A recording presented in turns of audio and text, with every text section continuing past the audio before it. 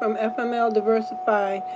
On my channel, I talk about business. I talk about starting hawker peddler businesses, street vending businesses, or just starting your own home business where you might be a baker or a knitter or a person who does gift baskets. There's all types of home-based businesses and also street vending businesses where you can also bring your baskets and your wares out to the marketplace on the street with a business permit that you can always gather at your local municipality. So I just wanted to go over a brief couple of words today to introduce those who don't know about business or looking into starting a business that you can begin to look at. A lot of times we use these words daily, but we never really know what they mean. It's just words that we've heard over our lifetime, and we just go with it as being just part of our life culture and experience. So I wanted to go over some basic words and give you the definition, and this will help you in your decision making if you're going to choose to start a business of some sort. So one of the first ones is business. In the business arena, a lot of times we just know that we're going to go into a business or establishment, say a shoe store. When I was growing up in the town I lived in, we had a lot of shoe stores. So my mom would take us to the store. So she would take us into someone's business, someone who decided to sell shoes, and we would go into the gentleman's business. So we would do an exchange. She was the customer, he was the seller, he was a businessman. But if you don't know the definition of business, you would think that you're not a business person. Well, guess what? You are a business person. Because a business is anyone who decides to go into a business that's a buyer or seller. So the definition and the practice of making one's living. So when you go to your job every day, if you for those who are employed, and you go to work, you're doing business. You actually went to that employer who now pays you, and you offered your services to that business, and it's really business to business. It's just not you showing up as an employee, you're doing business. So don't no longer show up at your job as just, oh, I'm going to work to make some money. No, you're a business that's going to work to do business, and that is called a business. So everyone is a business.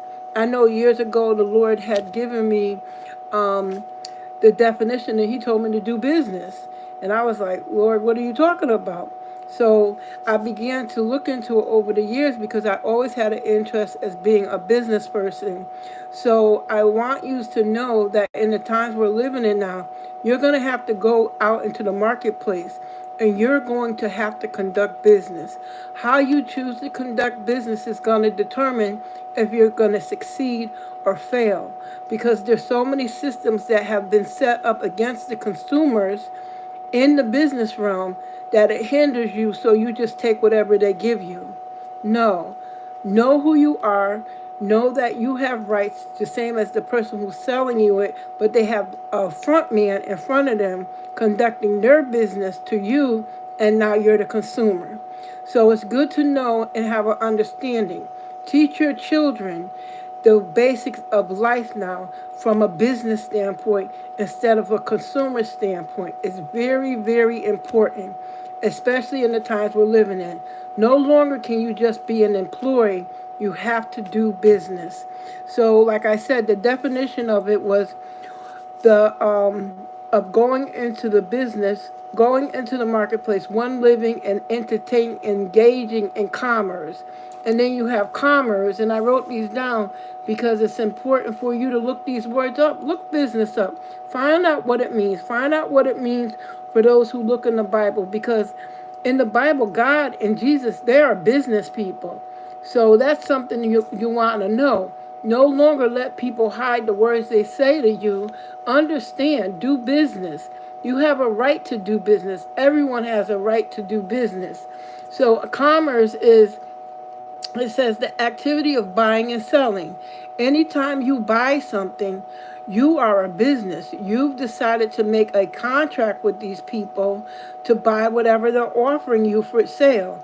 And if you choose to buy it, then now you become another business who's buying from another business, and you're exchanging their wares for your money or your money for their wares.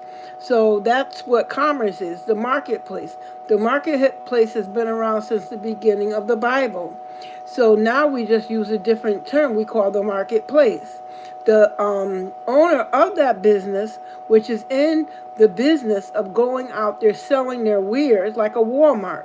They have many businesses, items in their store, one store spot that they made a marketplace, and now you're going in and you're buying what you need in the marketplace, which is Walmart. So it's one person who decided that they wanted to go into business, who've accumulated all these other people's products, and now they're selling it in the marketplace. So just be aware of that when you're going out and you're going to do a transaction, that it's important to know what you're doing. So it's an exchange for an exchange for a good, whether it be your cakes, your pies, or your shoes, or your seamstress.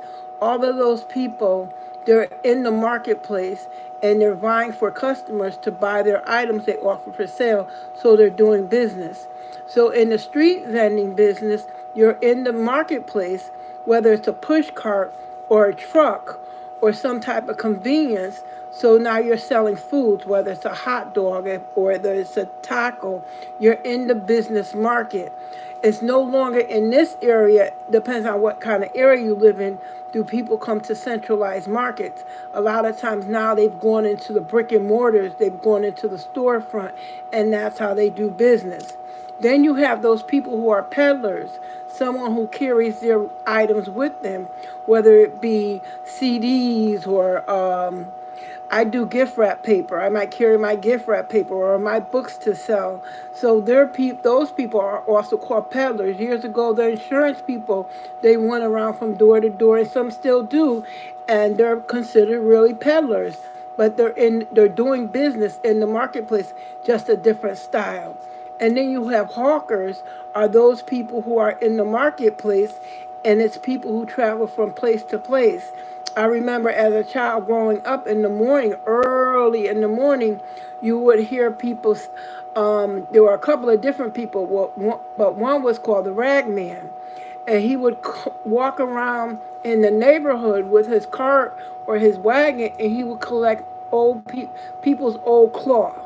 So what the Jewish community does a lot of times, because they're into textiles, they're able to repurpose clothes and things in order to do business. So they collect old cloths and clothes, and they reutilize them. A lot of people, I saw a young lady on one, I think TikTok or something the other day, and she took some designer bag and she cut it up, and she made herself a crossbody bag and a wallet, and she made an exact same copy for her daughter. So she repurposed that cloth to sell now, and people were like, we want one, we want one. It was very, very pretty and very well done. So she's considered a hawker or a peddler, and she'll sell her wares as she goes.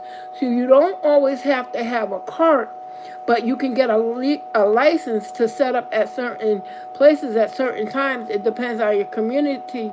So I would research that. In New York, 125th Street, a lot of people know about what used to be 125th Street in New York, and people would bring their wares from all over the world, and that's where they sold it.